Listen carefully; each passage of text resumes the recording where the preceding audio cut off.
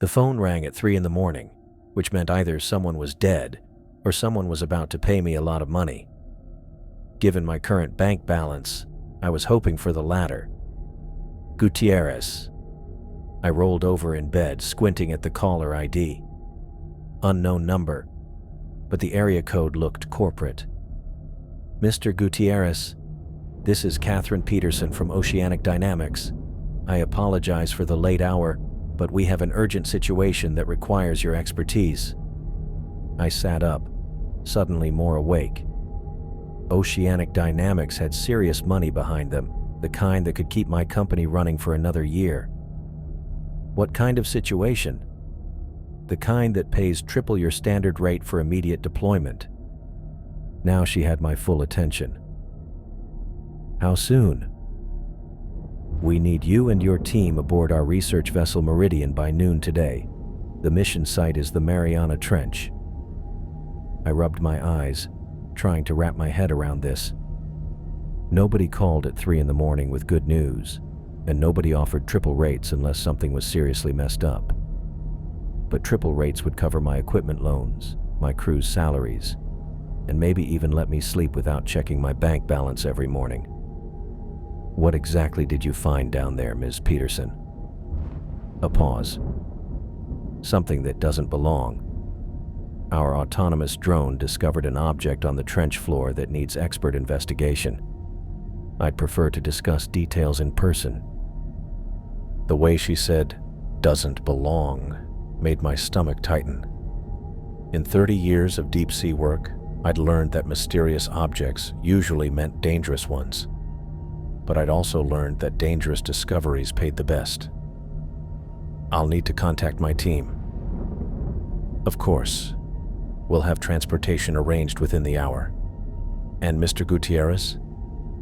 This mission requires complete discretion. No external communications once you're aboard. The line went dead before I could ask what that meant. 2 hours later, I was standing on the deck of the Meridian watching my team arrive via helicopter. Colin climbed out first, his red hair whipping in the rotor wash as he hauled his equipment cases. Even from a distance, I could see his doubtful expression. 20 years of working together had taught him to read my moods, and he probably already knew I'd accepted a job without asking enough questions. Natalie emerged next, her dark ponytail streaming behind her as she ducked under the rotors. She moved with the quick efficiency that had caught my attention since she joined the team 6 months ago. Behind her came Dalton, our newest addition, gripping his camera bag like it held the crown jewels.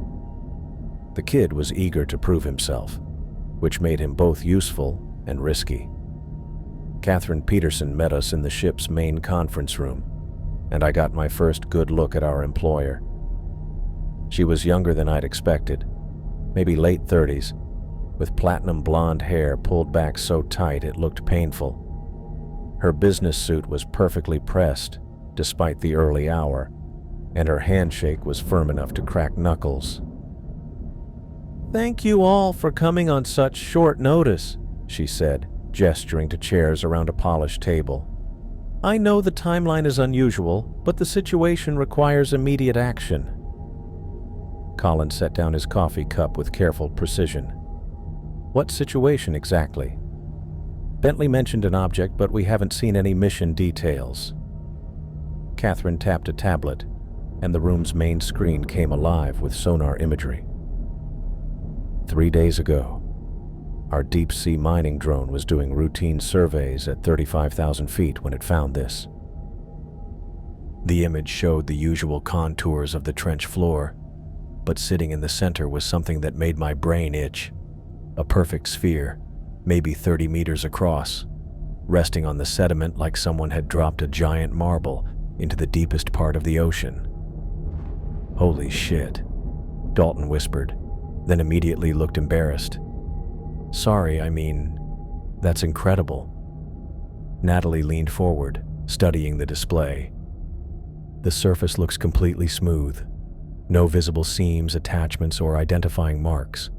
What's it made of?" "Unknown," Catherine replied.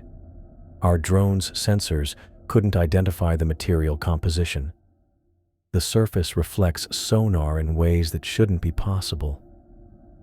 I stared at the image, feeling that usual mix of excitement and dread that came with truly strange discoveries. How long has it been there? Catherine's pause lasted just a beat too long. We're not certain. The area hasn't been surveyed recently. Colin caught my eye across the table. In our private shorthand, his raised eyebrow meant, "She's lying." I gave him the slightest nod back. "What happened to your drone?" I asked. "Communication was lost during the approach. We assume equipment failure due to depth pressure." Another lie, or at least not the whole truth. I could see it in the way her fingers drummed against the tablet. "Ms. Peterson," Natalie said, "if you don't know what it's made of or how long it's been there, what makes you think it's artificial?" Catherine switched to a new image, this one showing the sphere from a different angle. The mathematical precision was undeniable. Nature didn't create perfect spheres and drop them in the deepest parts of the ocean. Our preliminary analysis suggests the object is of unknown origin and potentially significant scientific value. We need experts to conduct a proper investigation. "Unknown origin," Colin repeated slowly. "You mean like, not human?" "I mean we don't know what it is, where it came from, or what it's doing there. That's why we need your team."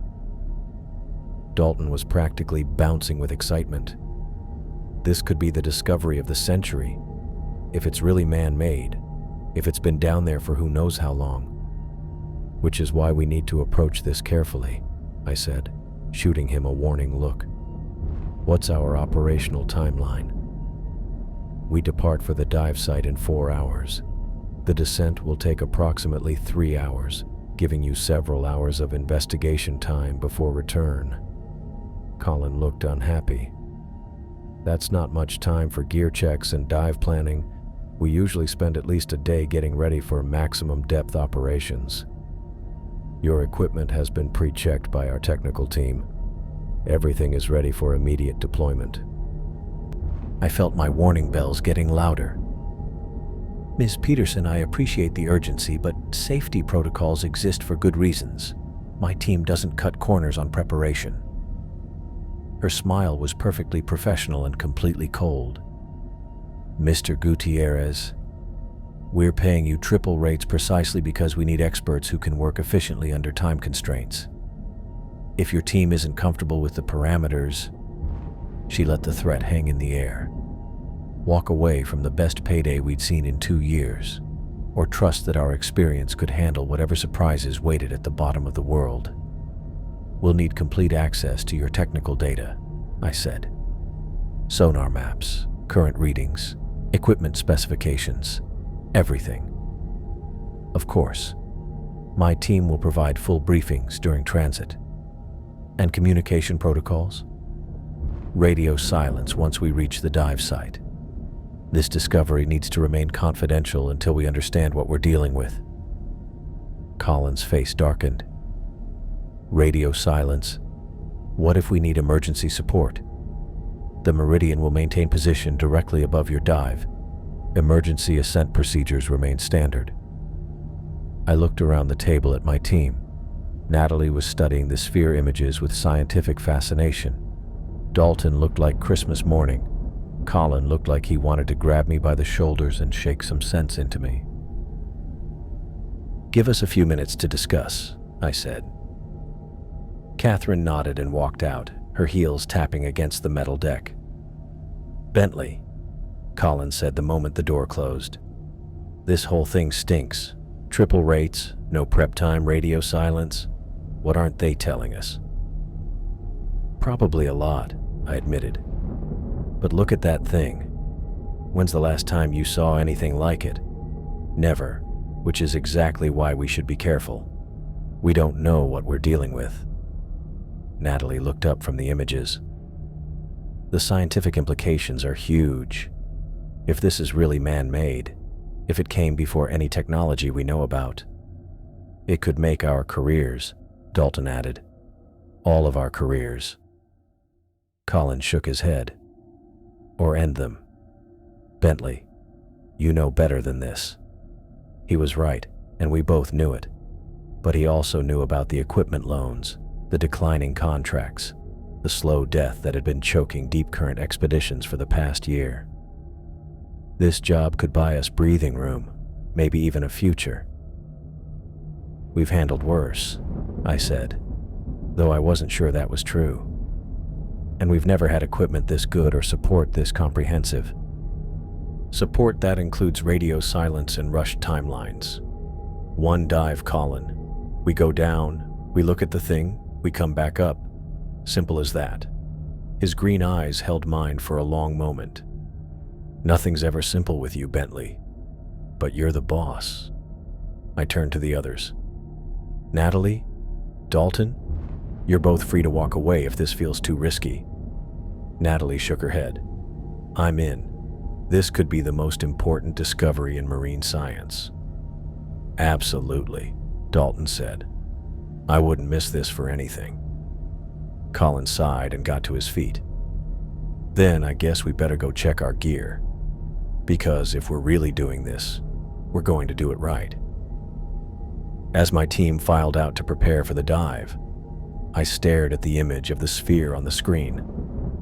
Perfect, flawless, waiting in the darkness 35,000 feet below. Catherine Peterson was definitely hiding something, probably several things. But that sphere represented everything I'd spent my career searching for.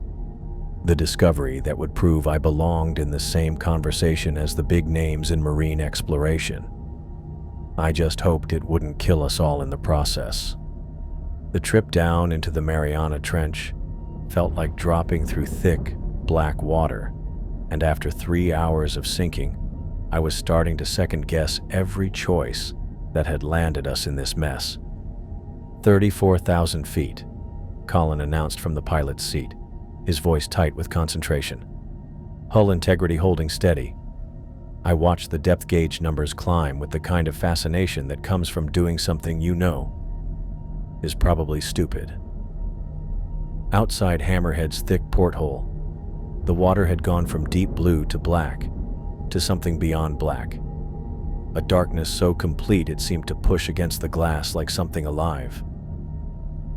Electromagnetic readings are spiking again, Natalie said, not looking up from her instrument panel. Whatever's down there, it's putting out some kind of field that's getting stronger as we descend. Dalton moved restlessly in his seat, camera already in hand. Is that normal? I mean, for deep-sea objects? Nothing about this is normal, I muttered, checking our position on the sonar display. The sphere should be coming into visual range soon, and my stomach was doing things that had nothing to do with the pressure changes.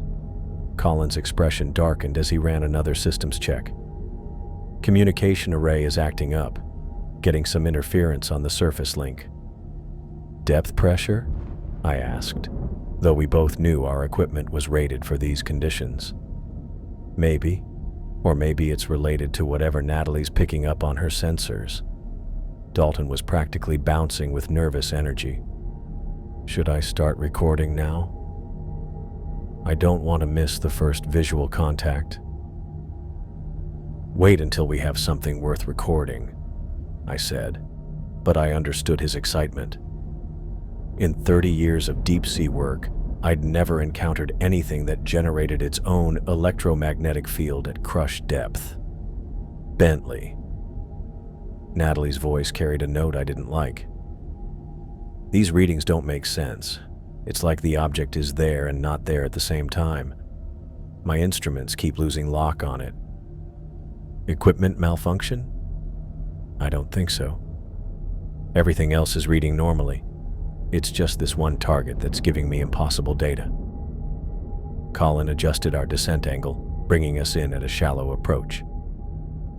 Visual contact in 30 seconds, switching to external floods. The moment our lights cut through the darkness ahead, I knew Catherine Peterson had been lying about a lot more than just timeline pressure. The sphere sat on the trench floor like it had been waiting for us, and looking at it made my brain hurt. The surface bounced back our lights, but not in any way that followed the rules of physics I understood. Instead of normal patterns, the light seemed to bend around the object, creating visual warping that made me want to look away. "Jesus Christ," Colin whispered. "Are you getting this?" Dalton asked, his camera clicking rapidly. "The way the light behaves around it, that's not possible." Natalie leaned forward, studying her displays with the kind of scientific excitement I wished I could share. "Sonar's picking up something solid, 30 meters across, but the composition sensors aren't reading anything. It's like the sphere's there visually, but doesn't actually exist." I stared at the thing through our porthole, fighting the urge to surface immediately. In 30 years of diving, I'd seen plenty of strange things. Unexplained wreckage, rock formations that made no sense, sea life that shouldn't exist. But this felt different. This made every instinct I had start yelling at me to get the hell out of here. "Look at the sediment patterns around it," Colin said, adjusting our position for a better view. "The sand is disturbed in perfect circles, like it landed recently." He was right. The ocean floor around the sphere showed clear displacement patterns, as if something had settled there within the last few days or weeks. But the sphere itself looked incredibly old, its surface bearing no visible seams or markings that might indicate human construction. "Distance?" I asked. 50 meters and holding," Colin replied. "Should I take us closer?" Every instinct I'd built up over 30 years of dangerous work was screaming at me to walk away. The sphere gave off a wrongness I couldn't put into words, not just its bizarre visual tricks, but something much deeper. Looking at it felt like peering into something that was peering right back. But Catherine Peterson was paying us triple rates for this investigation, and my company's survival depended on finishing the job. "Natalie, what's your read on those electromagnetic emissions?" "Stronger now that we're in visual range. The patterns are almost rhythmic, like a heartbeat or breathing." Dalton dropped his camera, his face going white. "Wait, did you just say it's breathing?" "I said the patterns are rhythmic. Don't anthropomorphize the data." But I could see the same thought in everyone's faces. The sphere wasn't just sitting there, it was active, alive in some way that our instruments couldn't properly measure. "Colin, take us to 30 meters. Nice and slow." "Bentley." His voice carried 20 years of partnership and concern. "My gut says we should maintain distance until we understand what we're dealing with." "Your gut doesn't pay our salaries." "My gut has kept us alive through a lot of stupid decisions." He wasn't wrong, but we'd come too far to back down now. 30 meters, Colin. We need better visual data." As Hammerhead crept closer, the sphere's surface seemed to move and ripple, though our cameras showed no actual movement. The optical distortions got worse, creating a sick feeling that made it hard to focus on any one part of the object. "This is incredible," Dalton breathed, his camera working overtime. "If this is really artificial, if it's been down here for any significant time, it could rewrite everything we know about deep-sea archaeology," Natalie finished.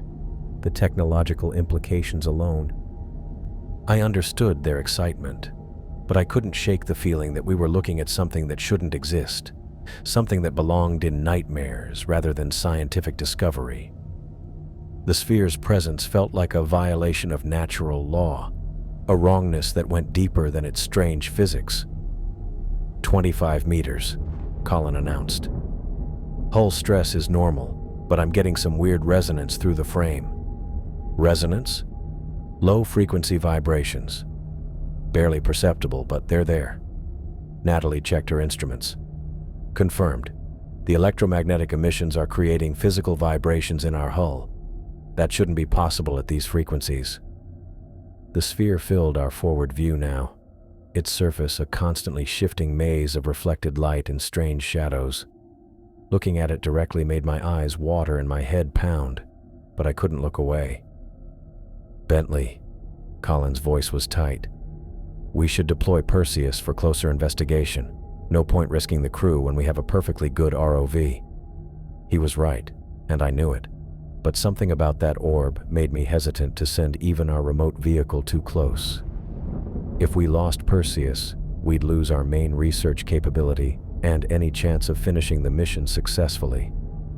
Set up for ROV deployment, I decided, but we maintain this distance until we see how it reacts to our presence. As Colin started setting up our remote vehicle, I stared at the sphere and tried to push away the voice in my head that kept telling us we should get out of here. Catherine Peterson had known way more about this thing than she'd let on. The ready-made equipment, the rushed schedule, the no-contact requirements all clicked into place now. She'd sent us down here knowing we'd discover something that made no sense. The question was whether she'd sent us down here expecting us to make it back up. 20 minutes of staring at that thing through our porthole had given me a splitting headache, but we couldn't put off the investigation forever. "Deploy Perseus," I said, rubbing my temples. "We need surface detail that our cameras can't give us from this distance." Colin's hands moved over the ROV controls with practiced skill. "Perseus is away. All systems green, tether secure." I watched our remote vehicle's lights vanish into the black water, heading toward the sphere like a metal fish, swimming straight toward something that might devour it. The irony wasn't lost on me. "Camera feed is clean," Dalton announced, his own camera clicking away as he recorded Perseus's approach. "Getting good visuals on the descent path." Natalie hunched over her instrument panel, watching the ROV's path. "Electromagnetic readings are climbing as Perseus gets closer. Whatever that thing is putting out, it's getting stronger." On our main display, Perseus's camera showed the sphere growing larger as the distance closed. At 15 meters, the visual distortions became obvious, even through the ROV's lens. The surface seemed to change between states, sometimes solid and reflective, sometimes transparent like looking through water, sometimes just empty space that hurt to focus on. "Colin, are you seeing this?" I asked, though I could tell from his expression that he was. "Yeah, and I don't like it. Perseus is responding normally, but these visuals are making me seasick." Dalton leaned forward, squinting at the display. "It's like the sphere exists and doesn't exist at the same time." "How is that possible?" "It's not," Natalie said flatly. "But my instruments are confirming what we're seeing. The object registers as solid matter 1 second, empty space the next." Perseus reached 10 meters from the sphere's surface, and that's when everything went wrong. The vibrations hit us without warning. Low-frequency pulses that went straight through Hammerhead's hull and into our bones. The sub shook around us, and every loose object in the cabin started rattling like we were inside a giant tuning fork. "What the hell?" Colin grabbed his console as warning lights started flashing across his board. "We're getting system failures across multiple networks." The vibrations got stronger, creating a sick-making buzz that made my vision go fuzzy and my stomach flip. Next to me, Dalton dropped his camera and pressed his hands to his ears, his face pale and sweating. "Bentley," Natalie's voice was strained. "These frequencies are interfering with our electrical systems.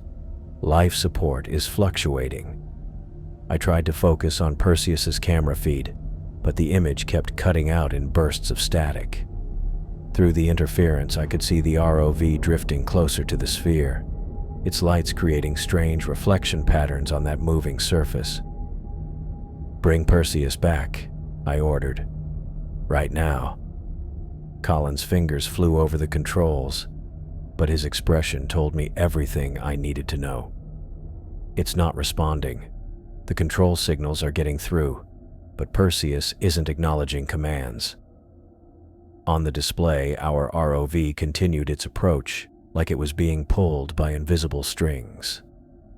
The sphere's surface rippled where Perseus's lights hit it, creating waves that spread outward in perfect circles.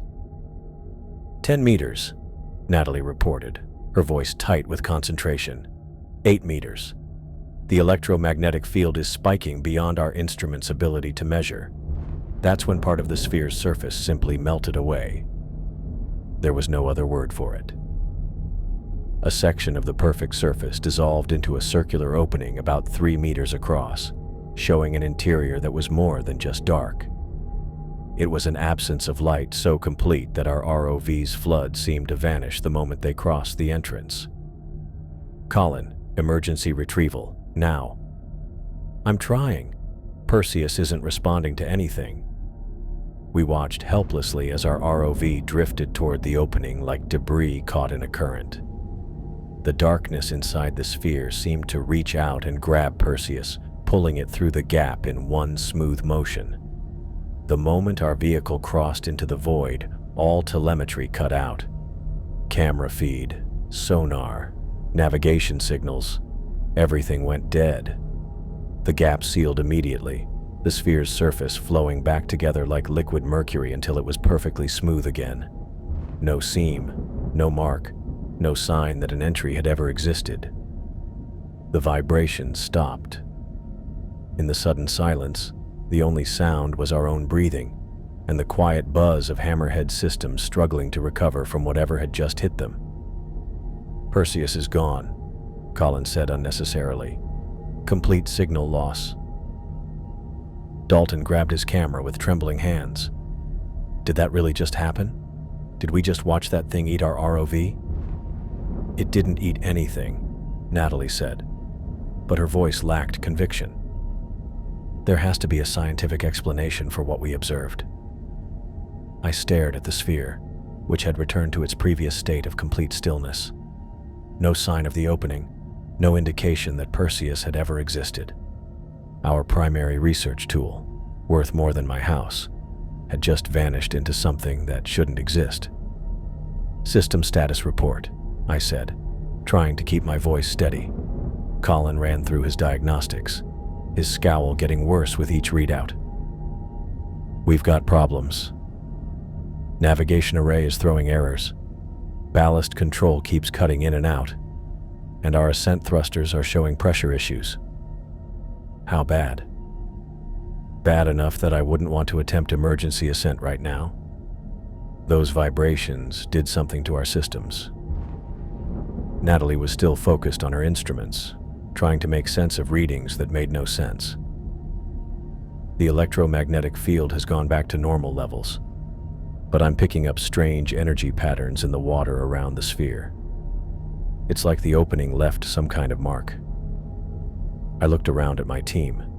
Colin busy checking for damage, Natalie buried in her scientific data, Dalton pale and shaken but still recording everything. We'd come down here to check out an unusual signal and ended up losing our most expensive equipment to something that worked by rules we couldn't figure out. "Options?" I asked Colin. "We can attempt repairs, but it'll take time and we're sitting ducks down here. Or we can try to surface with damaged systems and hope nothing critical fails during ascent." Both options were terrible, but hanging around the sphere felt like waiting for it to decide whether we were worth letting back in. And I had a gut feeling that if it opened for Hammerhead, we wouldn't be making it back out. "Start repair procedures," I decided.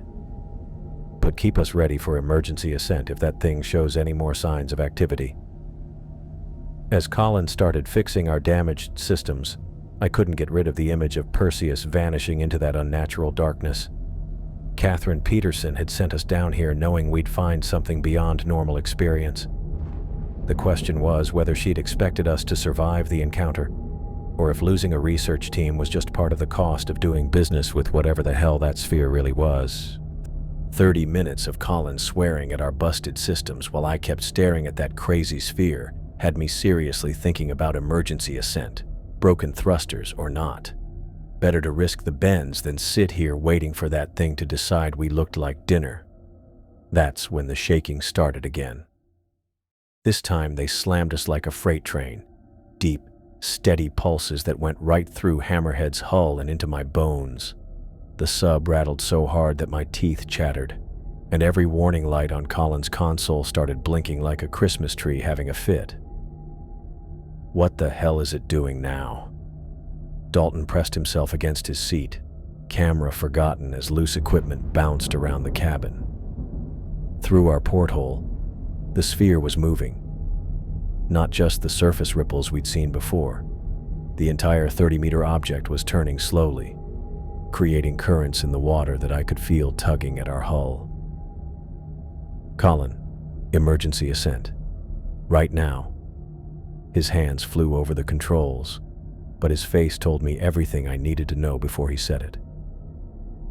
Ballast system isn't responding. The shaking is messing with our electrical systems. Manual override. Already tried.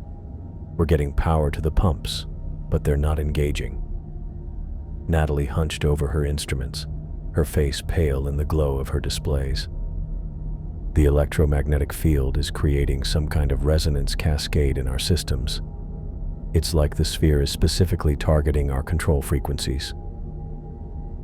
The rotation was picking up speed now, and I could see sections of the sphere's surface beginning to change and flow. Not just one opening this time. Multiple circular gaps were forming across its surface, each one creating its own current as water rushed toward the expanding voids. Distance to sphere? I asked, though I could already feel us drifting closer.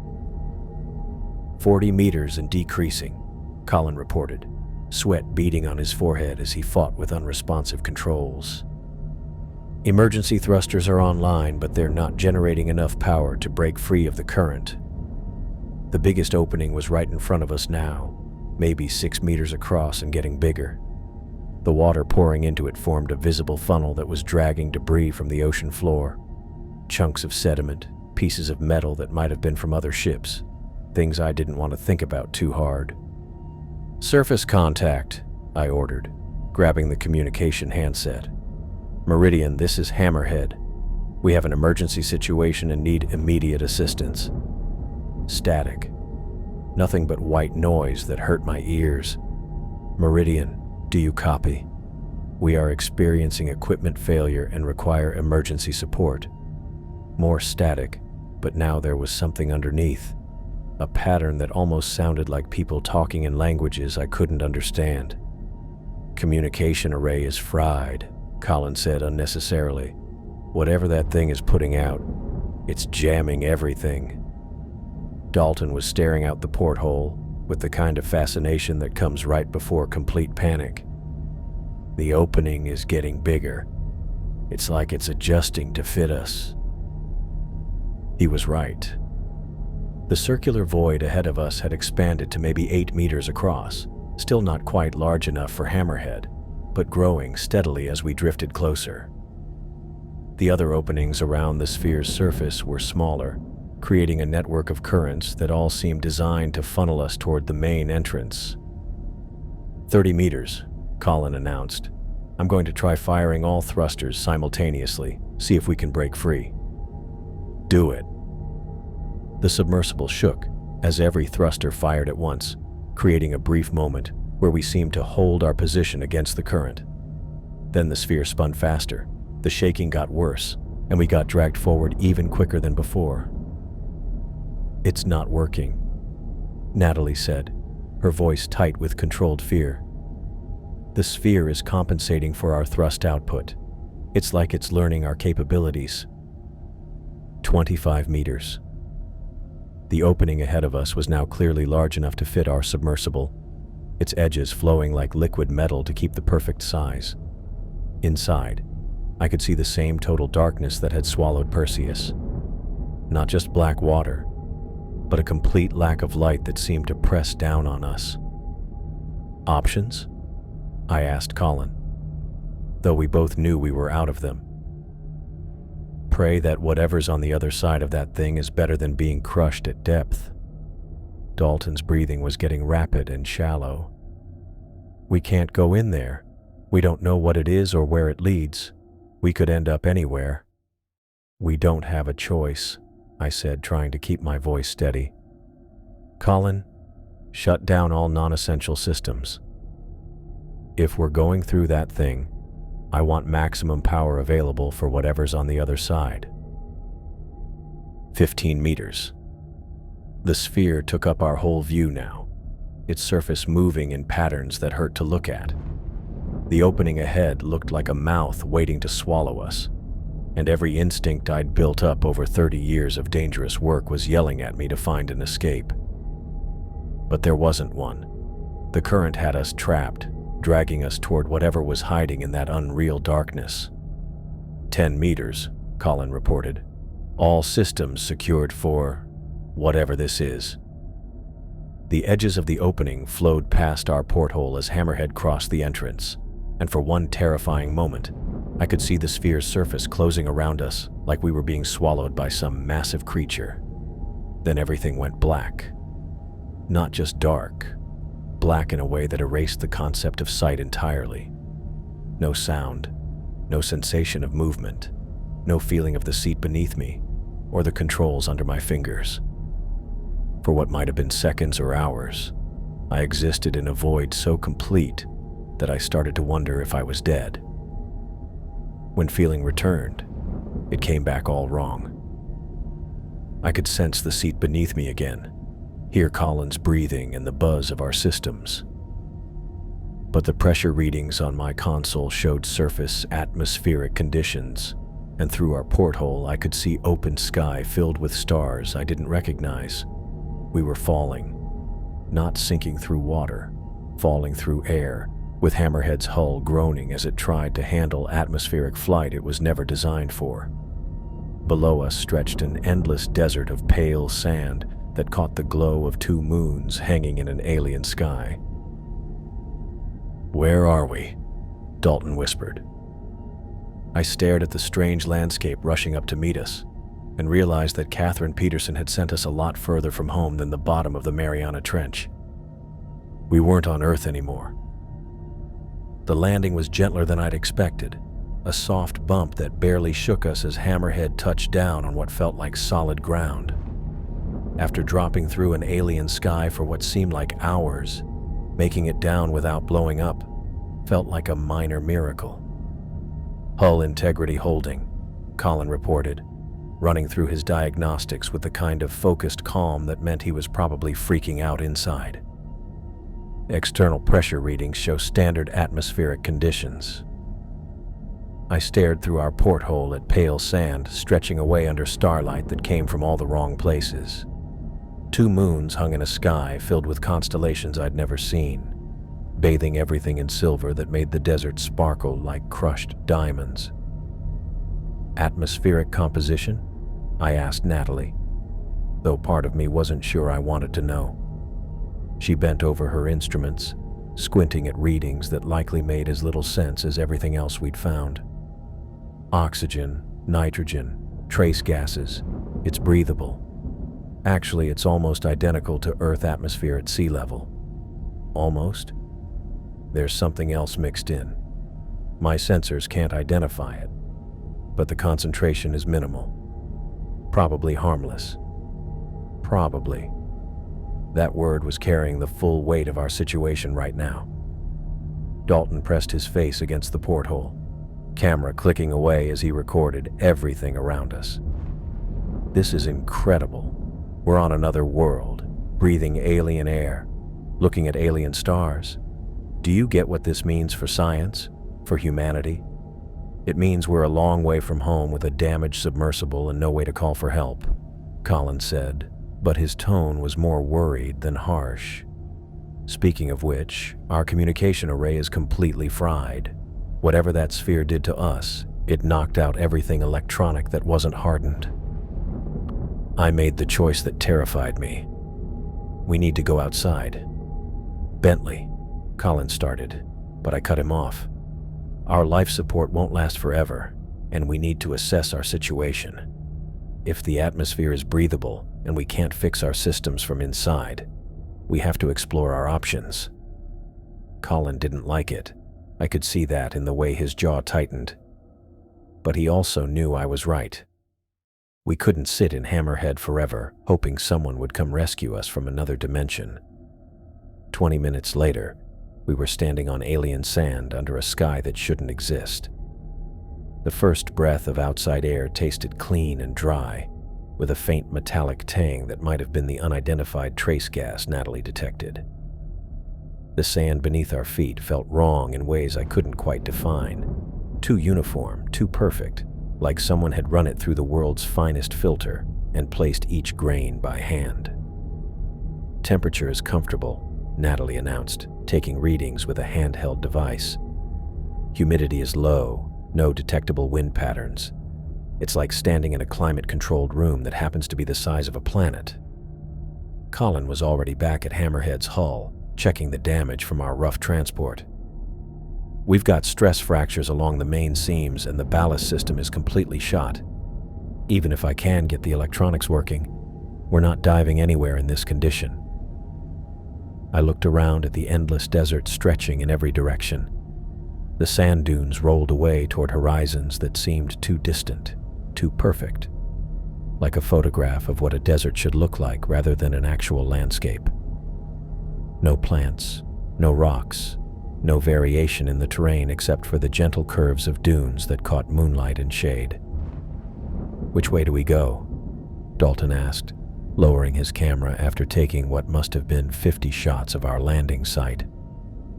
Before I could answer, he was already walking toward a nearby dune, drawn by something that caught his eye. "Hey, there's something sticking out of the sand over here."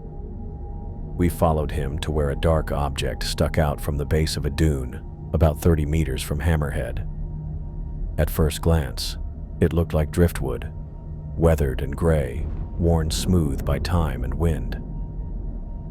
"That's not driftwood," Natalie said, kneeling beside it for a closer look.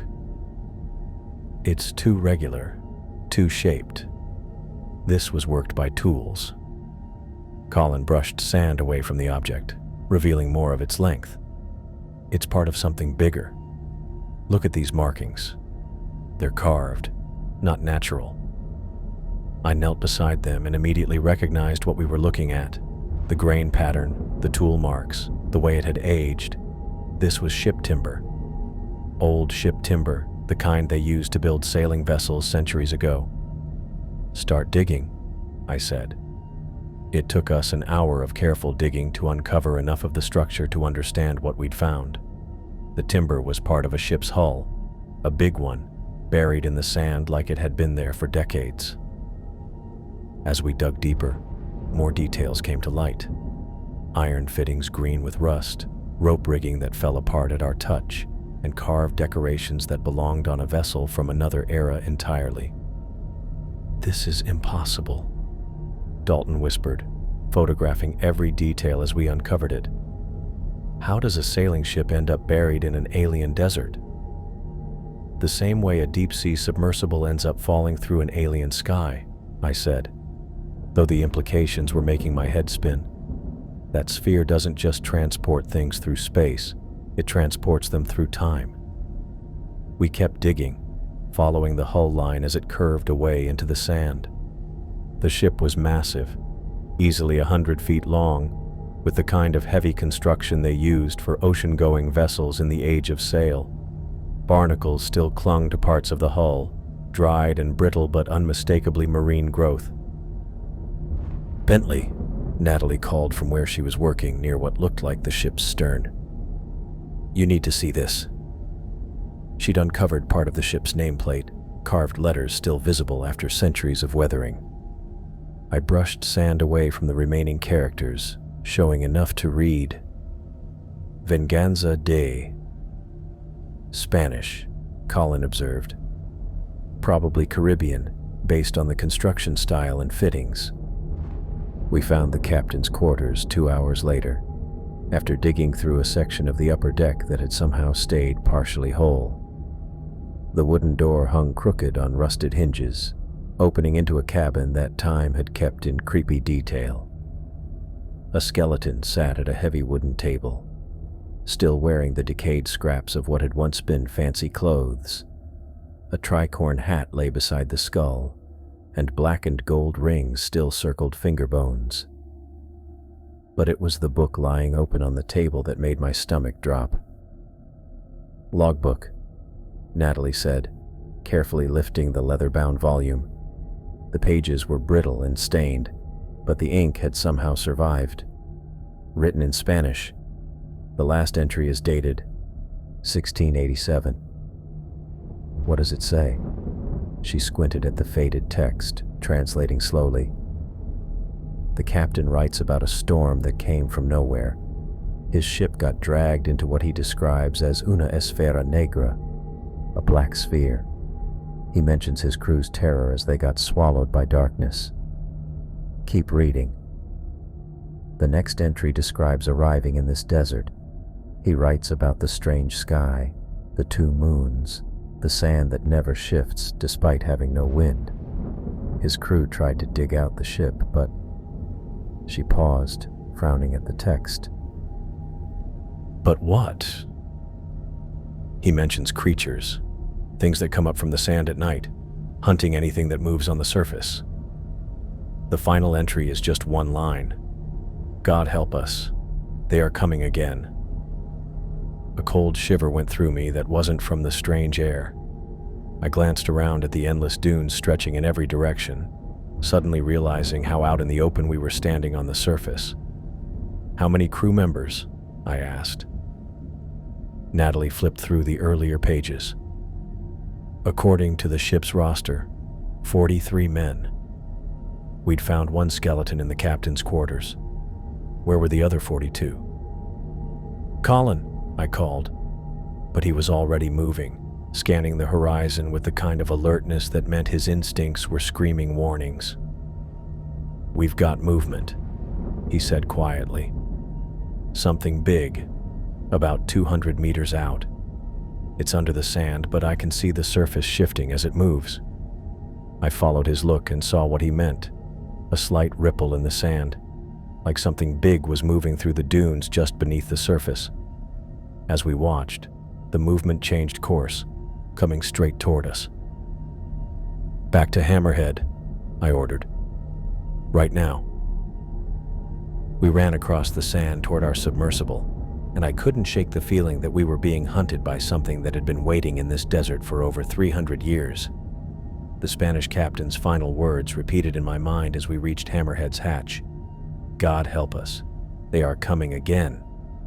Behind us, the sand continued to move and change, and I realized we'd found out what happened to the other 42 crew members. They'd become food for whatever lived beneath this perfect desert. The tremors started as a low rumble I felt through my boots, like distant thunder rolling across the desert floor. At first I thought it might be some kind of seismic activity. Alien worlds probably had earthquakes too, right? But the vibrations were too rhythmic, too deliberate. "Everyone back to Hammerhead," I called out, but my voice came out sharper than I intended. "Right now." Colin was already moving, his engineer's instincts picking up on the wrongness before the rest of us. Natalie grabbed her equipment and started jogging toward our submersible, but Dalton was still crouched by the pirate ship's hull, camera snapping away like he was documenting a museum exhibit, instead of standing on an alien world where Spanish sailors had been hunted to death. "Dalton, move your ass." The sand around us started moving in patterns that made my skin crawl. Not random movement from wind or settling. Purposeful waves that spread outward from multiple points, like something big was swimming just beneath the surface. Multiple somethings. That's when the first creature broke through. 50 meters to our left, the sand exploded upward in a fountain of pale grains, and something that belonged in my worst nightmares burst into the starlight. 30 feet of segmented horror, thick as a subway car, with a body that looked like someone had crossed an earthworm with a freight train and given it armor plating, but it was the mouth that made my blood freeze. A perfect circle lined with what weren't really teeth at all, but crystalline spikes that caught the moonlight and threw it back in razor-sharp pieces. Jesus Christ, Colin breathed, but he kept running. The thing moved like liquid death across the sand, rippling in waves that ate up ground faster than anything that size should. No eyes that I could see, but its head turned toward us with scary precision. It knew exactly where we were. Natalie got to Hammerhead's hatch first, Colin right behind her. I was maybe 20 meters out when I heard Dalton scream. He'd finally started running, but the loose sand worked against him, his feet sinking with each step like he was trying to sprint through mud. The creature had switched direction, zeroing in on his movement with terrifying speed. The vibrations, Natalie shouted from the hatch. It's tracking vibrations through the sand. Dalton must have heard her because he tried to stop, tried to move more carefully, but it was too late. The sand beneath his feet started bulging upward, and I knew what was coming next. Dalton, jump! He jumped sideways just as the creature burst from directly below where he'd been standing, its circular mouth snapping shut on empty air with a sound like breaking glass. For one brief second, I thought he'd made it, thought he was going to roll clear and keep running. Then his feet hit the sand wrong and he went down hard, arms spinning as he tried to catch his balance. The creature was already turning, already diving back beneath the surface for another attack. I was running toward him before I consciously decided to move, my boots hitting sand that moved and shook with each step. Behind me, Colin was yelling something about staying with the submersible, but I couldn't leave Dalton out there alone. The kid was trying to get up, sand falling off his clothes as he struggled to his feet. His camera lay broken beside him, lens cracked and housing split open. 24 years old, brilliant mind, whole life ahead of him, and he was about to become food for something that shouldn't exist. The sand bulged again, this time right beneath him. I dove forward, arms stretched out, and managed to grab Dalton's wrists just as the creature burst upward. Its mouth opened like a flower made of knives, and I got my first close look at what had killed 42 Spanish sailors 3 centuries ago. The crystal teeth weren't just sharp. They spun in tight circles like some kind of living drill bit. The thing's throat was packed with more of the same, making a tunnel of whirling blades that would shred anything it swallowed in seconds. Those spinning teeth clamped around Dalton's legs just below the knees. I yanked with everything I had, my boots digging into the sand as I tried to haul him free. For one awful moment, we were stuck in a tug-of-war with 30 feet of alien hunter. Dalton's scared eyes meeting mine as the beast's grip got tighter. Then I heard the crunch. Not just bone breaking, that wet final sound of a human body coming apart under forces it was never designed to survive. Dalton's scream stopped instantly, replaced by a horrible gurgling noise that would follow me into whatever nightmares I had left. The thing's hold released without warning, and I tumbled backward into the sand with Dalton's upper body pressed against my chest. For one mixed-up second, I thought we'd actually won, thought I'd somehow yanked him free. Then I saw the blood. It was everywhere, soaking through his shirt, pooling in the sand beneath us, staining my hands red in the alien starlight. Dalton's legs were gone, cut cleanly at mid-thigh by those spinning teeth. The creature had tunneled back beneath the surface, taking the rest of him with it. "Bentley," Dalton whispered, his face already going pale from shock and blood loss. I can't feel." "You're going to be okay," I lied, pressing my hands against the wounds that were pumping his life into the sand. "We're going to get you back to Hammerhead, get you patched up." But even as I said it, I could see the light fading from his eyes. Too much blood loss, too much damage. The human body wasn't built to survive being ripped apart by alien monsters. "Tell my parents," he managed, his voice barely audible. "Tell them I found something amazing." Then he was gone, his body going slack in my arms as his eyes stared at nothing, fixed on the strange stars above us. I knelt there in the bloody sand, holding what was left of a kid who joined my team 6 months ago because he wanted to explore the ocean's mysteries. Instead, I'd gotten him killed on an alien world by something that belonged in a nightmare. The sand around me started shaking again. I looked up to see the creature's head break the surface 30 meters away, its eyeless face turned in my direction. Waiting. Watching. Maybe deciding if I was worth the trouble, or just enjoying the show. "Bentley!" Colin's voice carried across the desert from Hammerhead's hatch. "Move!" I laid Dalton's body gently on the sand and ran like hell. The thing chased me, its huge bulk carving a path through the dunes as it came after me toward our sub. I could feel it getting closer, could hear sand sliding off its shell-covered skin as it cut the gap between us.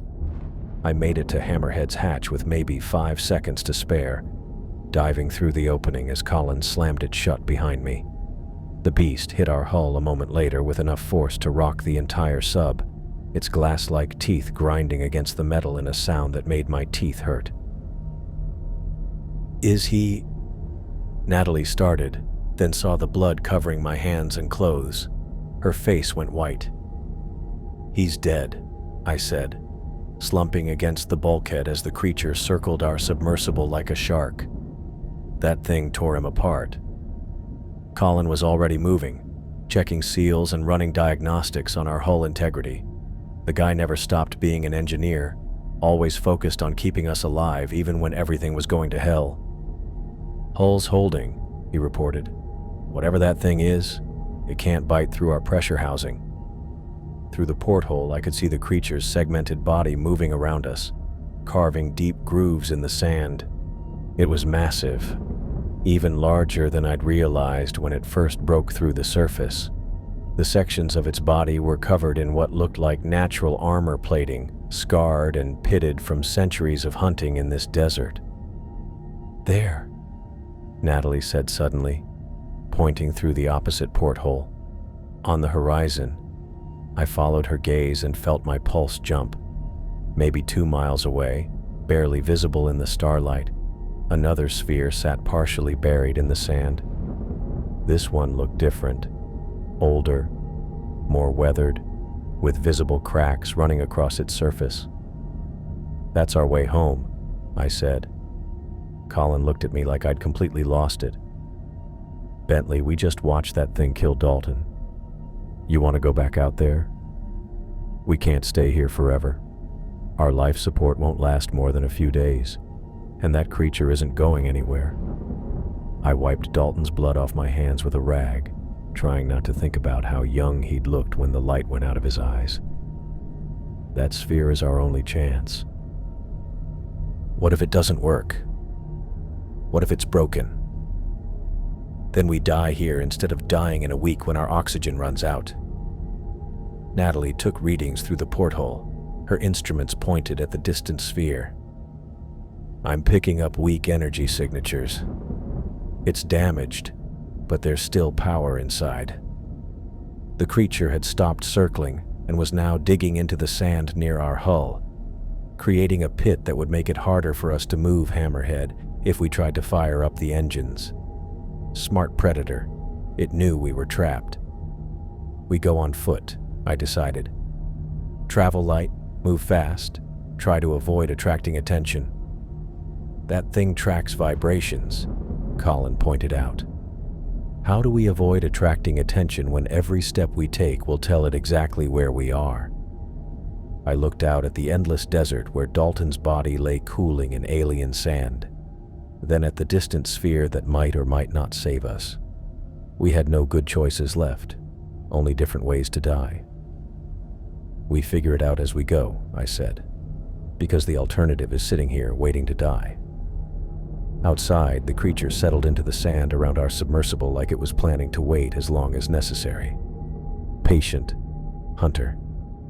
It had probably done this before with other travelers who'd found themselves stranded in this crazy place. I thought about the Spanish captain's final log entry. God help us, they are coming again, and realized we were about to find out exactly what had happened to the rest of his crew. The choice to get out of Hammerhead felt like walking away from the only piece of home we had left. But staying meant dying bit by bit while that thing waited outside like a cat stalking prey. 3 hours after watching Dalton get ripped apart, I couldn't handle looking at his blood on the sand anymore. "We're walking," I announced, checking our emergency supplies one more time. 2 miles across open desert to that sphere. Colin looked at me like I'd suggested we sprout wings and fly. "Bentley? That thing's still out there. Plus, whatever friends it might have. Our oxygen recycler is showing stress fractures from the transport. We've got maybe 4 days of breathable air left, and that's if nothing else breaks." I shouldered my pack, trying not to think about how light it felt without proper diving gear. The sphere is our only shot. Natalie was already suiting up, her movements quick and smooth even with the slight shake in her hands. I've been watching seismic activity through the hull sensors. There are at least 3 large signatures moving through the sand within a half-mile radius. They're not random. They're patrolling. "Territorial behavior," I said, though the words tasted bitter. Dalton would have been fascinated by the hunting patterns, probably would have wanted to study them. Now he was just another data point in their feeding cycle. Colin spent 20 minutes putting together a makeshift sled from hull plating and emergency rope, loading it with water containers and backup oxygen canisters. The metal scraped against sand as he tested the weight, and every sound made me wince. Those things tracked vibrations.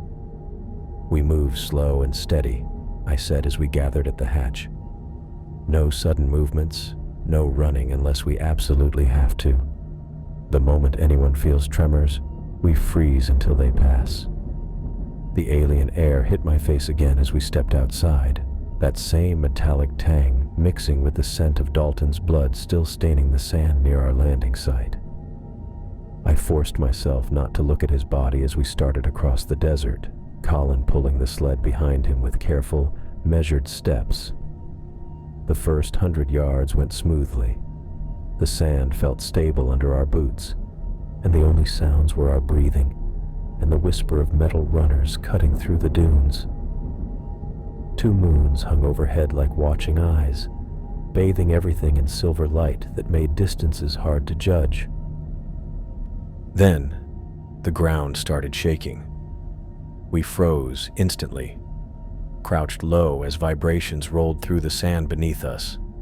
Something big was moving maybe 50 meters to our left, creating a wake through the dunes as it swam through the desert floor. I held my breath, watching the disturbance track parallel to our route for what felt like hours, but was probably only minutes.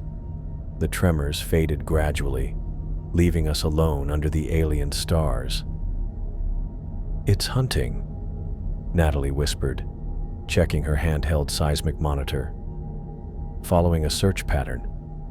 There are 2 more signatures converging on this area." We waited another 10 minutes before moving again, adjusting our route to avoid the areas where her instruments showed the most activity. The sphere looked incredibly distant, a dark smudge against the horizon that never seemed to get closer no matter how far we walked. My legs started aching after the first mile. The sand was treacherous, moving under our weight and making every step an effort. Colin's sled left deep furrows behind us, creating a trail that anything with eyes could follow straight back to Hammerhead. But we needed the water and oxygen. This wasn't a day hike through familiar territory. "Movement ahead," Colin said quietly, pointing toward a section of dunes where the sand was bulging upward in slow waves. We dropped flat, pressing ourselves against the ground as something massive passed beneath us. The vibrations traveled through my chest, a deep thrumming that felt like being inside a giant drum. Whatever was down there, it was bigger than the thing that killed Dalton. The bulge in the sand moved away from us, heading toward the area we'd just left. Following our trail, maybe, or just patrolling its territory. Either way, we couldn't stay still much longer. "Keep moving," I whispered. The second mile was brutal. The sand turned loose and unpredictable, making us weave around spots where the dunes looked ready to give way. 2 more times we had to stop dead as things moved underneath, and each time they seemed closer to pinpointing our location. Colin was gasping by the time we reached the final stretch to the sphere, sweat soaking his shirt even in the cool air. The sled felt like it weighed twice as much in the deep sand, and I watched his shoulders tense with effort as he dragged it up the last hill. "Jesus," Natalie breathed as we got our first close look at our potential escape route. The sphere was a wreck. Where the one in the Mariana Trench had been perfect and untouched, this one looked like it had been through a war. Cracks spread across its surface in spiderweb patterns, and whole sections were missing, showing glimpses of complex machinery inside. Barnacles covered the lower half, the same kind we'd found on the pirate ship, which meant this thing had spent time underwater before ending up buried in the sand. "It's old," I said, running my hands along the damaged surface. "Really old. This might be the same sphere that brought that Spanish ship here." Colin was already checking the visible mechanisms, his engineer's eye taking stock of the damage. "The opening system is manual. See these panels? They're built to be operated from outside, probably as a safety feature." My stomach dropped as I realized what he was saying. Someone has to stay behind to work the controls. Not necessarily. He pointed to a series of corroded levers and what looked like a timing mechanism.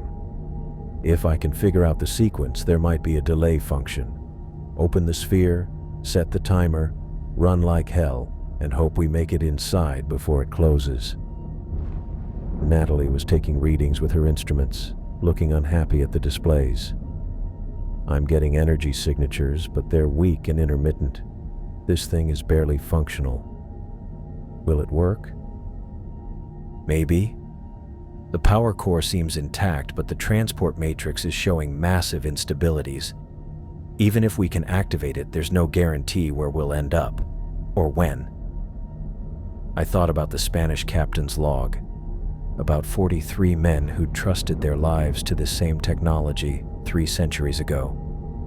Most of them had ended up as food for the creatures that lived beneath the sand, but some had survived long enough to bury their ship and leave records behind.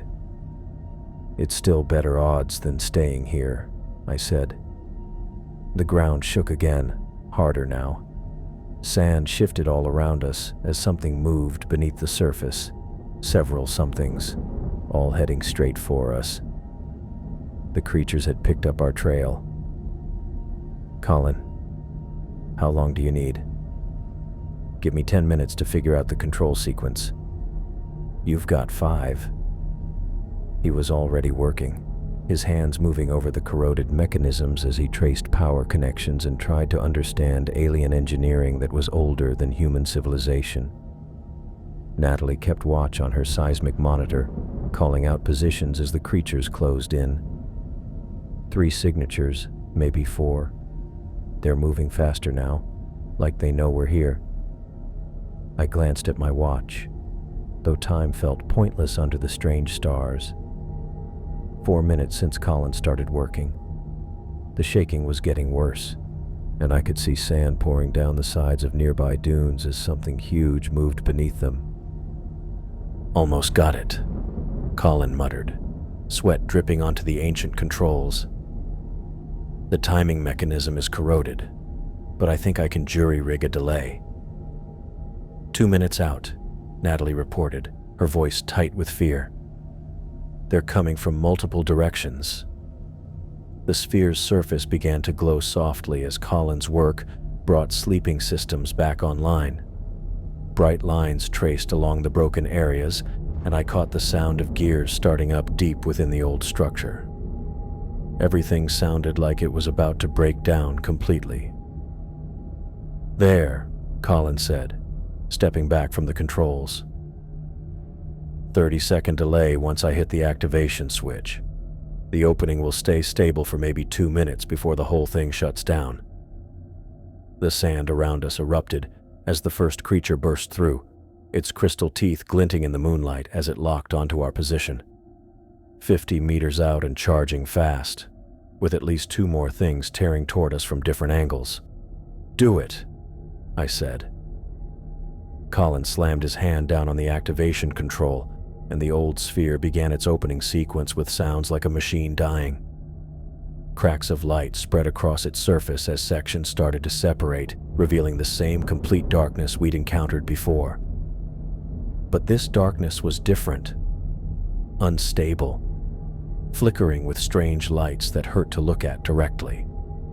The opening mechanism stuttered and ground against itself, metal screaming as centuries of rust fought against alien engineering. "Run!" I shouted, grabbing Natalie's arm as the creatures closed in from 3 sides. We ran toward the opening sphere, leaving Colin's sled and everything we couldn't carry behind. The sand exploded as huge shapes burst through the surface, their eyeless heads swiveling toward our running footsteps. The sphere's entrance was only half open when we got there, the machinery still grinding through its cycle as we jumped into the shifting darkness beyond. The last thing I saw before the emptiness took us was one of those things throwing itself at the closing doorway, its round mouth stretched wide enough to eat a car.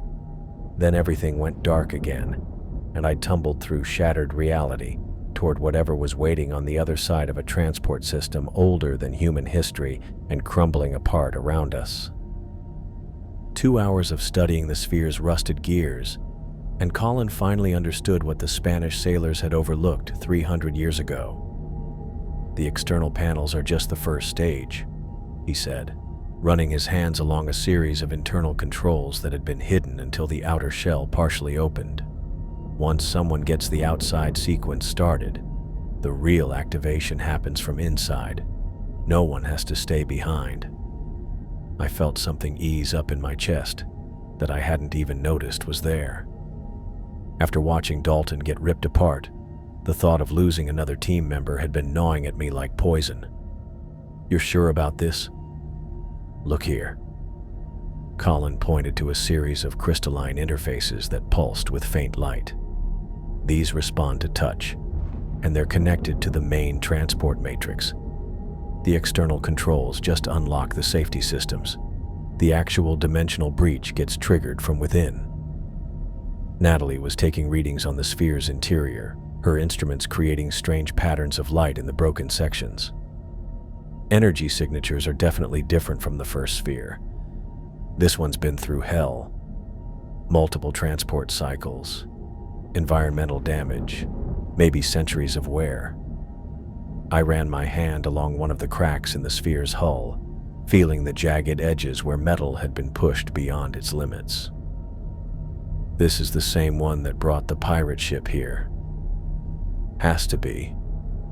It's been sitting in this desert since 1687, slowly falling apart."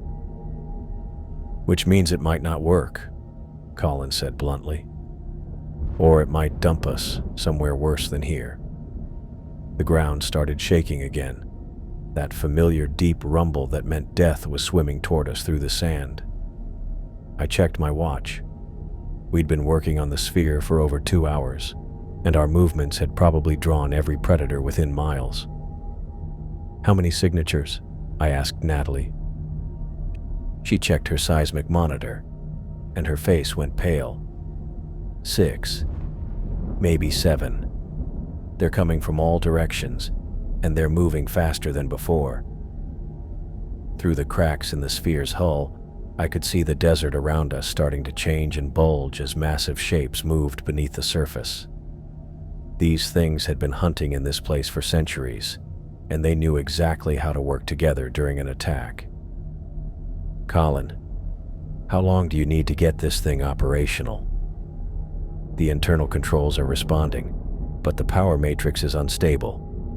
I can start the sequence, but there's no telling how long the portal will stay open or where it'll take us." A section of sand 50 meters away exploded upward as one of the creatures broke through, its segmented body shining in the moonlight. 30 feet of armored death, and it was just the first one. The tremors were getting stronger, more frequent, as the rest of the pack closed in. "Do it," I said. Colin's hands moved over the crystalline controls, and the sphere responded with sounds like a machine having a seizure. The internal mechanisms ground against each other, metal screaming as centuries of rust fought against alien engineering older than human civilization. The opening sequence started, but it was nothing like the smooth operation we'd seen in the Mariana Trench. Sections of the sphere's interior began separating with jerky, stuttering movements, showing glimpses of that complete blackness beyond. But this blackness was wrong. Unstable, flickering with strange lights that hurt to look at directly. "Atmospheric pressure is fluctuating," Natalie reported, her voice tight with fear. "The sphere is struggling to maintain its connection to Earth. The transport matrix is barely holding together." More creatures broke through around us, their eyeless heads turning toward the sphere as its energy output surged. I counted at least 5 of the things, each one bigger than the monster that had killed Dalton. They were surrounding us, blocking any escape route. The sphere's opening mechanism stuttered and ground to a halt halfway through its sequence, leaving us with a portal that was only half formed. The darkness beyond flashed like a broken television, showing brief glimpses of other places. Deep ocean, alien skies, landscapes that belonged in nightmares. "It's not stable," Colin said, sweat dripping onto the ancient controls. "The portal keeps trying to connect to multiple destinations at once. We could end up anywhere. Better than ending up as food for those things." The sand around the sphere started falling inward as the creatures began their final approach, their huge bodies creating sinkholes that threatened to bury us alive. One of them launched itself toward our position, its circular mouth opening to reveal those spinning crystal teeth. "Everyone in!" I shouted, grabbing Natalie's arm as the sphere's mechanisms gave one final grinding shriek.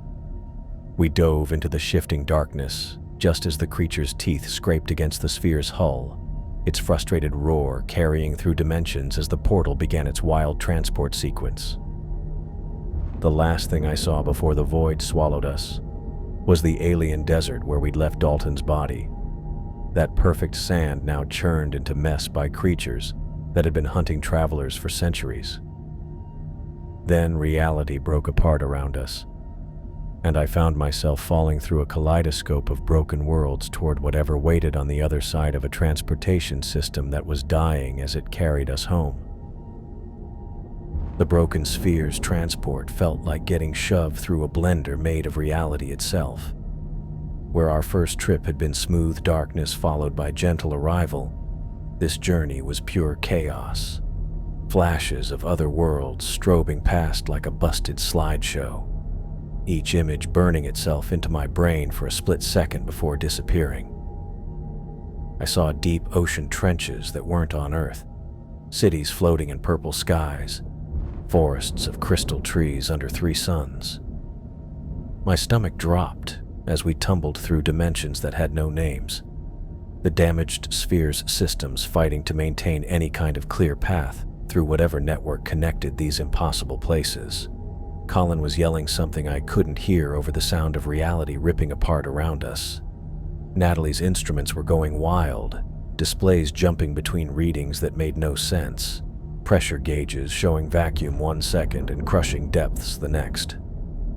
Temperature sensors hitting absolute 0, followed by solar heat. Then everything slammed back together, like we'd hit a brick wall. Water rushed in from everywhere at once, and I realized we were back in Hammerhead.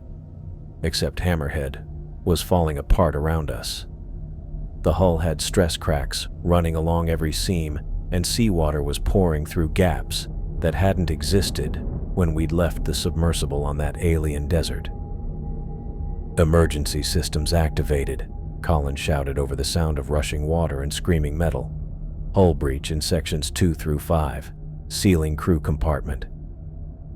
Blast doors slammed shut around us with hydraulic hisses, cutting off the worst of the flooding. Emergency lighting kicked in, bathing everything in red that made the water sloshing around our ankles look like blood. "Where are we?" Natalie asked, checking her instruments with shaking hands. I peered through the porthole and saw recognizable blue-black water instead of alien sand and strange stars. Home. We're back in Earth's oceans. But something was wrong with the pressure readings. We were climbing fast. Too fast for a controlled rise from the deep ocean. Emergency ballast systems had kicked in automatically, dumping everything to get us to the surface before the hull gave out completely. "Colin, how bad is the damage?" He worked frantically at his console, trying to get status reports from systems that were mostly dead. "Main hull integrity at 30% and falling. Life support is running on backup power. Navigation array is completely destroyed." The ascent felt like riding a rocket toward the surface. My ears popped as pressure dropped rapidly around us, and I could hear the hull groaning under stresses it was never designed to handle. Through the porthole, the water was getting lighter, which meant we were rising through the deep ocean layers toward sunlight. "Emergency air supply?" I asked. 40 minutes, maybe less if the hull keeps deteriorating." Natalie was staring at her chronometer with a confused expression. "This doesn't make sense. According to our equipment, we've been gone for 72 hours. "That's impossible. We were on that desert for maybe 8 hours total." "I'm reading the same thing," Colin confirmed, checking his own instruments. "Ship's chronometer, dive computer, even my watch. They all show the same elapsed time, 3 days. I thought about the Spanish captain's log, about time moving differently in that place between worlds. Maybe the sphere network didn't just transport you through space. Maybe it moved you through time as well, and the damaged sphere had taken the long way home. The water outside was definitely getting brighter. We were maybe 1,000 feet from the surface now, climbing so fast that normal decompression procedures were impossible. If we'd been at depth for 3 days, the rapid ascent should have killed us with nitrogen bubbles in our blood. But somehow we felt fine, like the alien atmosphere had cleaned our systems of built-up gases. "Surface in 2 minutes, Colin announced, deploying emergency beacon. The beacon would broadcast our position and distress signal to any ships in the area, but I had no idea where we were. The sphere could have dropped us anywhere in Earth's oceans, hundreds or thousands of miles from where we'd started. Hammerhead broke the surface with a violent lurch that threw us against our restraints. Sunlight poured through the porthole, real sunlight, not the silver glow of alien moons. I'd never been so happy to see something so ordinary. But our relief didn't last long. Water was still flooding into the damaged sections, and even with the crew compartment sealed, we were taking on weight. The submersible was sinking lower in the water with each passing minute. "Life raft deployment?" I asked. "Already prepping," Colin said, his hands moving over emergency controls. "But we need to move fast. Hull's compromised in too many places. She's going down." Through the porthole, I could see endless blue ocean stretching to the horizon. No ships, no land, no sign of rescue. Just us and whatever sea life was curious about the strange metal object that had just blown up from the deep. "Beacons transmitting," Colin reported, "but response time depends on who's listening and how far away they are." Natalie gathered her instruments and data storage devices, cramming everything into waterproof cases. "We need to save the evidence, the readings from the sphere, the transport data, everything we recorded." I thought about Catherine Peterson and her non-disclosure agreements, about how she'd known more than she was letting on from the start. If we made it back to civilization, there'd be questions about what happened to us, about where we'd been for 3 days. about how Dalton died. The official story would probably be equipment failure and tragic accident during emergency ascent. Clean and simple, with no mention of strange spheres or alien worlds or creatures that hunted through sand. Catherine would make sure of that. "Life raft ready," Colin announced. "We need to go now." The emergency hatch opened with a hiss of equalizing pressure, and we climbed out onto Hammerhead's hull. The submersible was riding low in the water, waves washing over the damaged sections as she slowly settled toward her final dive. Colin activated the life raft, and it inflated with a loud pop of compressed air. The bright orange fabric looked ridiculously cheerful against the deep blue of the Pacific, like a party balloon at a funeral. We transferred our emergency supplies and equipment to the raft, just as Hammerhead gave up her fight with buoyancy. She slipped beneath the surface with barely a ripple, taking with her the last physical evidence of our journey to unimaginable places. "Well," Colin said as we watched our submersible disappear into the depths, "at least we're alive." I looked around at the empty ocean, thinking about Dalton's body lying in alien sand under strange stars, about creatures that had been hunting travelers for hundreds of years, about a transportation network that linked worlds we couldn't even picture. "Yeah," I said. "Now we just have to figure out how to stay that way." The emergency beacon kept broadcasting our location into the endless Pacific, and all we could do was wait for someone to spot us before the ocean finished what the sphere had begun. The Chinese research vessel, Shenlong, showed up on the horizon exactly 6 hours after our emergency beacon started transmitting, which should have been impossible unless they'd been watching our position all along. I watched the ship approach through binoculars Colin had pulled from our emergency kit, noting the way it moved with purpose, rather than the search pattern you'd expect from a rescue vessel responding to a distress call. This wasn't a ship that had stumbled across our signal. This was a ship that knew exactly where to find us. "That's not a coincidence," Colin muttered, following my gaze. "No way they just happened to be in the area." Natalie was still organizing her waterproof data cases, trying to preserve every scrap of evidence from our crazy journey.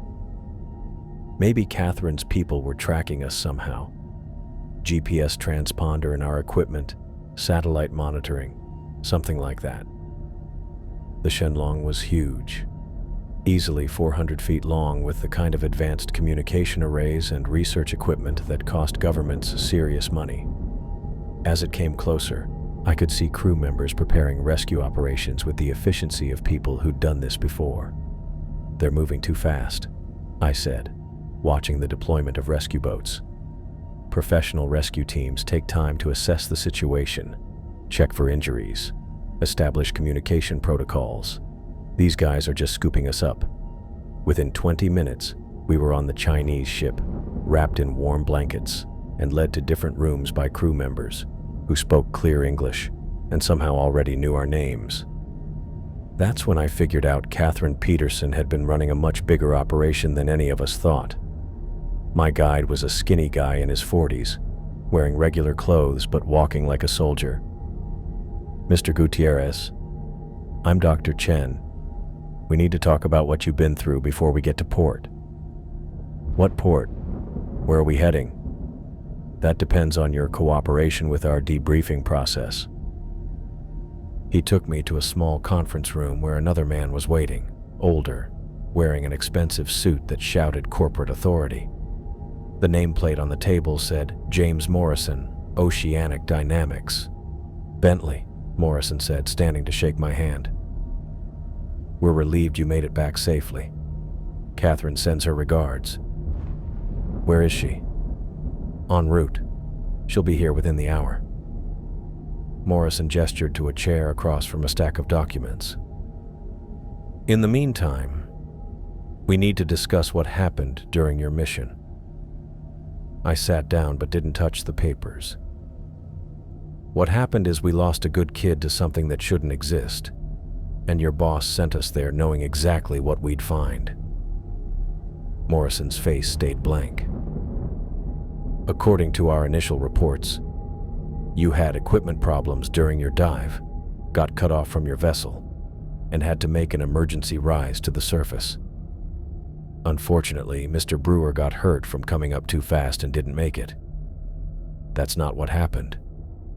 That's what happened according to all official records. Morrison slid the documents toward me. These are standard post-incident forms: insurance claims, accident reports, next of kin notifications. Everything's been prepared for your signature.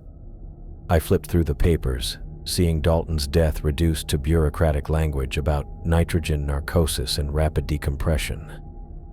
No mention of alien worlds or creatures with crystal teeth or transportation networks that broke every law of physics. What about our equipment? Our recorded data? Unfortunately, all electronic equipment was damaged beyond recovery during the emergency ascent. Saltwater contamination, pressure damage, complete data loss. The door opened and Catherine Peterson walked in, looking exactly as composed and professional as she had 3 days ago when she'd sent us to hell. She was carrying a briefcase and wearing the same kind of hungry smile I'd seen when she'd first offered us triple rates.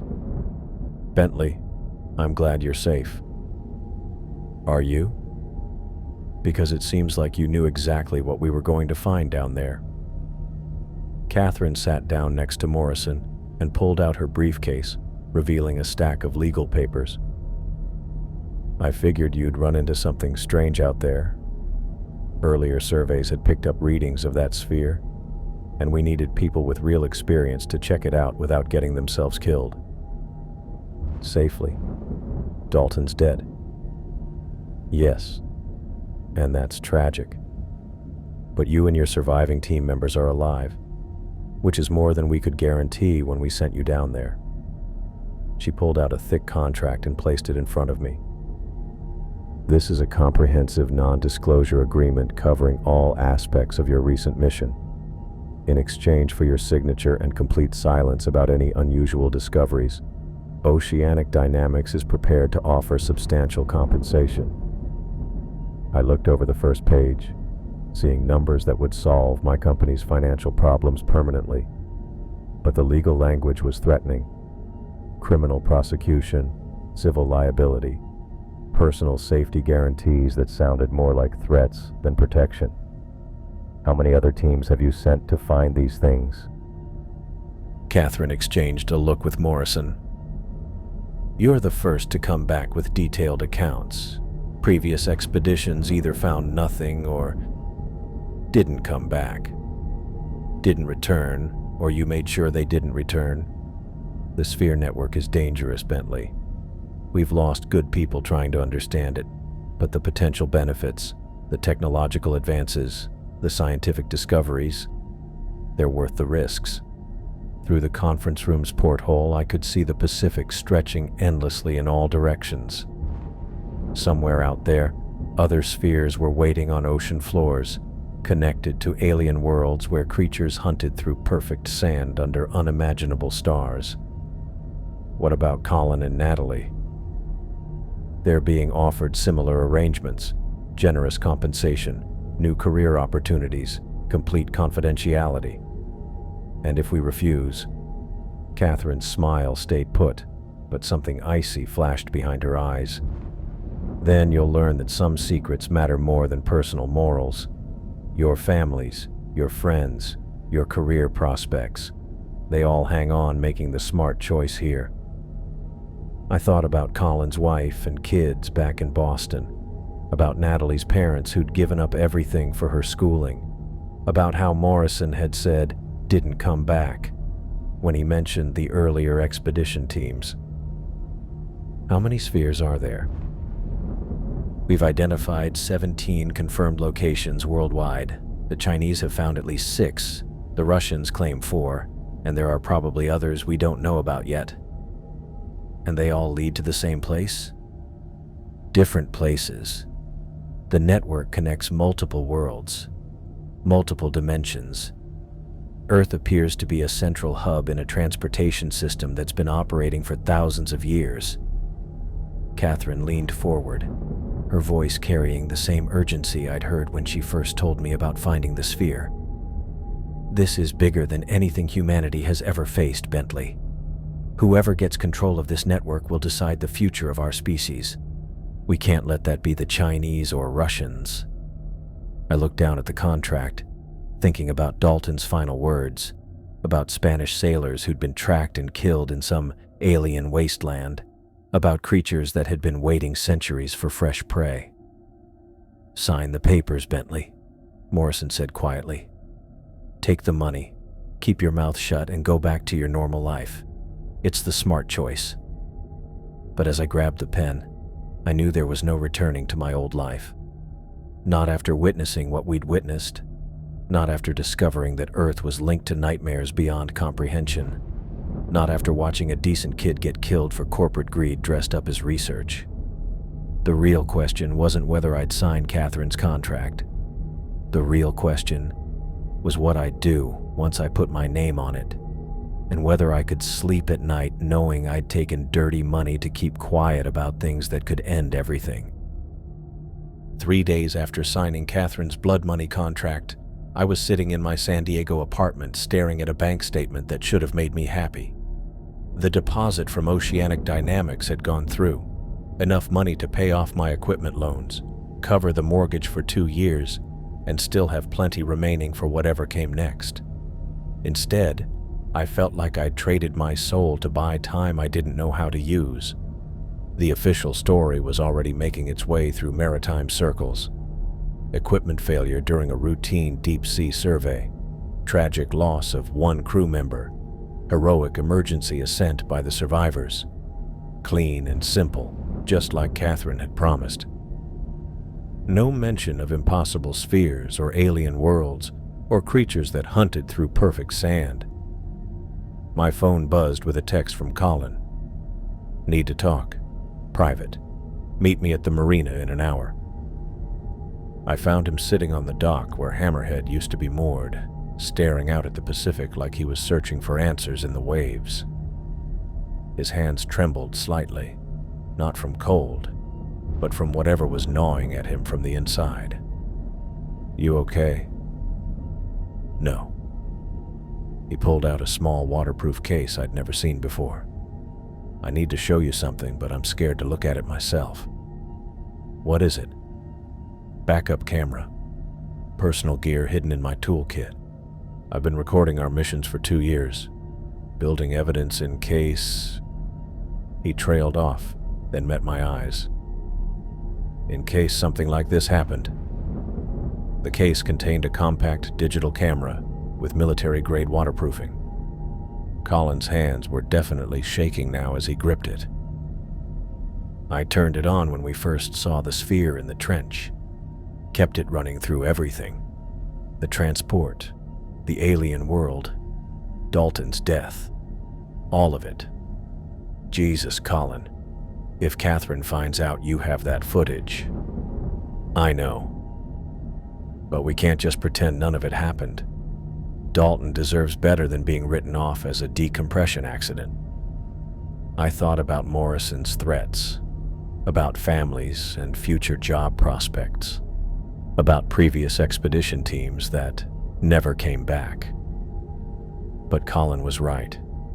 We couldn't just take the money and forget about a kid who died believing he was making the discovery of the century. "Have you watched it?" "I'm too scared. What if it shows something we missed? What if it's worse than we remember?" Before I could answer, my phone rang. Natalie's name flashed on the screen. "Bentley, I need to tell you something, but not over the phone. Can you meet me somewhere?" "Where are you?" "La Jolla, the Oceanic Dynamics Research Facility." That stopped me cold. "What are you doing there?" "They offered me a position. Full research scientist, unlimited budget, access to classified projects. I start Monday." "Natalie, don't do this. You don't know what you're getting into." "Actually, I think I do. That's why I need to see you. There's something you need to know about what they're really planning."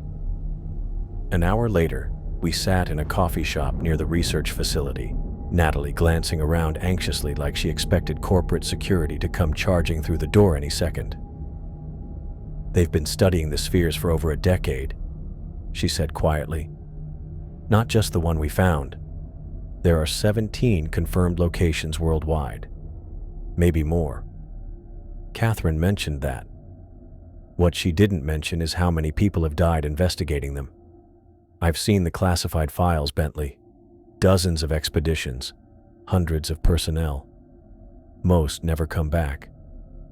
I thought about the Spanish ship buried in alien sand, about creatures that had been hunting travelers for centuries. How many people know about this? More than you'd think. The Chinese have their own sphere program, the Russians too. It's becoming an international arms race, except the weapons are doorways to other worlds. "And you're going to help them?" Natalie's face showed her inner struggle. "They're going to do this whether I help or not. At least if I'm part of it, maybe I can guide their approach. Make sure they don't make the same errors that got Dalton killed. Or maybe you'll just become another casualty when they decide you know too much. That's why I'm telling you this. Catherine's going to contact you again. Soon. She wants you to lead their next phase of sphere investigations." I already told her no. She's not going to accept that. The sphere network is too important, and you're one of the few people who's actually been through it and survived. They need your expertise. My phone buzzed with a text from an unknown number.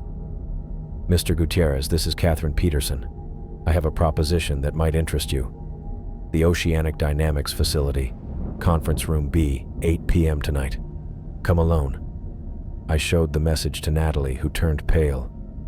"She's been watching our communications. How is that possible? When you signed that contract, you agreed to certain security measures, phone monitoring, location tracking, financial surveillance. They know where you are and who you're talking to at all times." I thought about Colin sitting on the dock with his hidden camera, about evidence that could expose everything Catherine was trying to hide. If they were monitoring my communications, they might already know about the footage. I have to warn Colin. It might be too late. They're very good at making problems disappear. The coffee shop suddenly felt way too open, like we were sitting in a fishbowl. Every customer might be corporate security. Every barista could be passing along details about our conversation. Catherine's network was bigger and more complex than I'd figured. "What do you think she wants?" "To offer you something you can't refuse. Unlimited resources, access to the entire sphere network, the chance to make discoveries that would revolutionize human understanding of the universe. And the catch? You'd be working for people who see human lives as acceptable losses in pursuit of technological advancement. People who've been covering up deaths and disappearances for over a decade." I stared at Catherine's message, thinking about the choice she was offering. Take charge of future sphere investigations with unlimited resources, or spend the rest of my life looking over my shoulder, waiting for corporate security to decide I knew too much.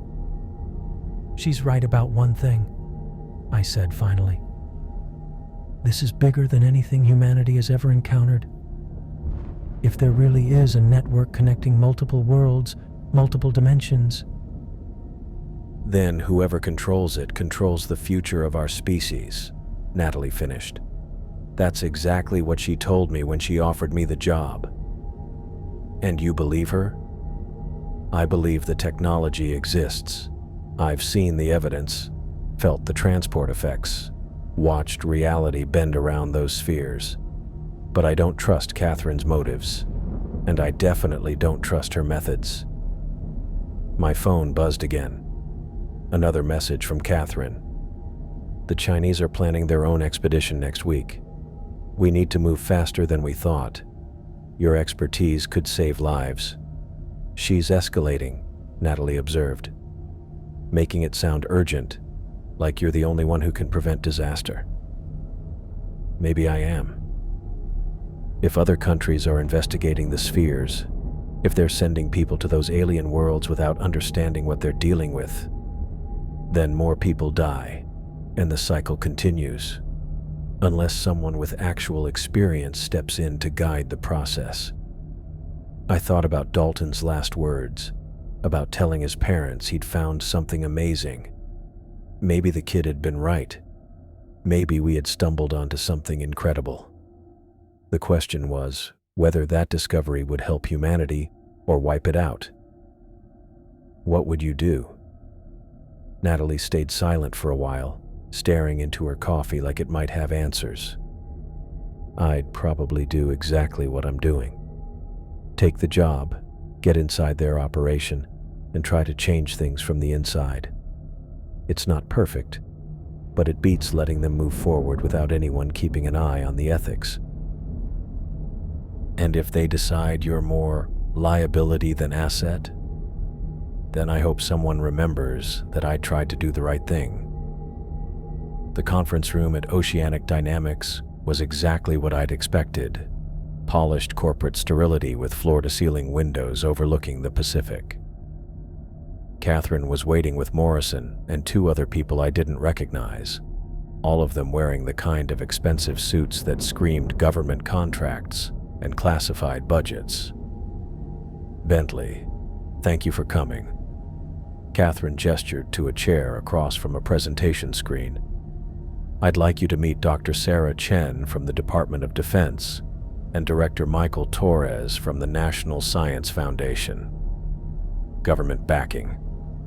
That explained the endless funding and worldwide panic. We'll get straight to the point, Dr. Chen said, activating the presentation screen. 3 days ago, Chinese naval forces deployed a research vessel to investigate sphere activity in the South China Sea. They haven't been heard from since. The screen displayed satellite images of a Chinese ship sitting right above what appeared to be another sphere site. Photos with timestamps showed the vessel slowly vanishing over 6 hours. 43 personnel, Director Torres added, including some of China's top marine scientists and military advisors. If they've accessed the sphere network, they could be anywhere by now. Or they could be dead, I said. Like the Spanish sailors, like Dalton, like all the other people who've tried to use that transportation system without understanding how it works. Catherine leaned forward. That's exactly why we need your help. You're the only person who's made it through the sphere network and come back to tell us what happened. Successfully? We lost a team member and barely escaped with our lives. But you did escape.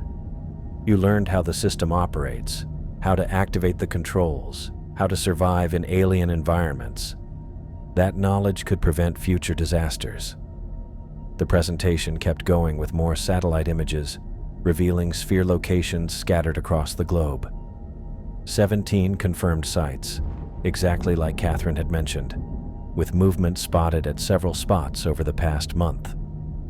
The network is becoming more active, Dr. Chen explained. Energy signatures are increasing, transport events are happening more frequently. Something is changing, and we need to understand what before other nations gain a strategic advantage.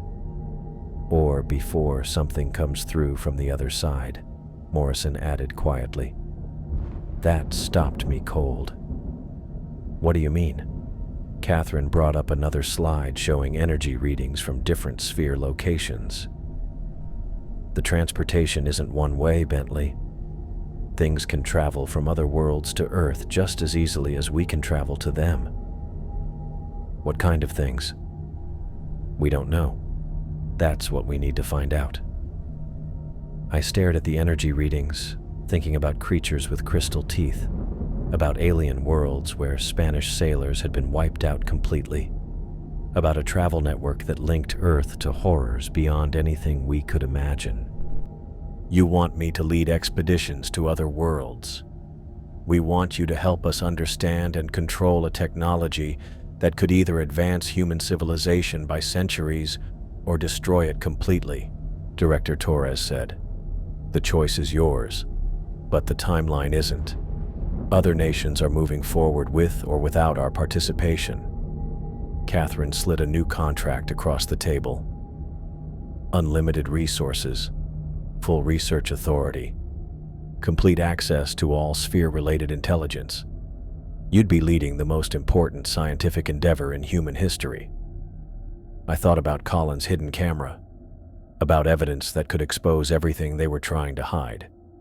But I also considered the Chinese ships vanishing into alien worlds, about creatures that might be learning to use the transportation network themselves, about the chance that Earth was about to become a battleground for forces we couldn't understand. What guarantees do I have about my team's safety? The same guarantees any explorer has when venturing into unknown territory, Catherine said. We'll provide the best equipment, the most comprehensive support, and the most experienced personnel available, but we can't eliminate all risks. And if I refuse? Dr. Chen's expression hardened. Then you'll sit on the bench while other people make decisions about humanity's future. People who don't have your experience, your knowledge, or your ability to survive what's coming. The contract was thick with legal jargon and security clearances, but the main offer was straightforward. Lead sphere investigations for the United States government, or watch other nations potentially gain control of technology that could reshape the world. I picked up the pen, thinking about Dalton's death, about Colin's fears, about Natalie's hope that she could make a difference from the inside. Maybe we could get this right. Maybe we could explore the sphere network without making the same mistakes that had killed so many people. Or maybe we just become the next expedition that didn't return. But as I signed my name to Catherine's contract, I realized the choice had never really been mine. The sphere network existed whether I participated or not. Other nations were investigating it whether I helped or not. The only real choice was whether I'd try to influence how humanity approached this discovery, or whether I'd let others make those decisions without the benefit of what I'd learned the hard way. Welcome to Project Gateway, Catherine said as I finished signing. Your first briefing is tomorrow morning. We have a lot of work to do.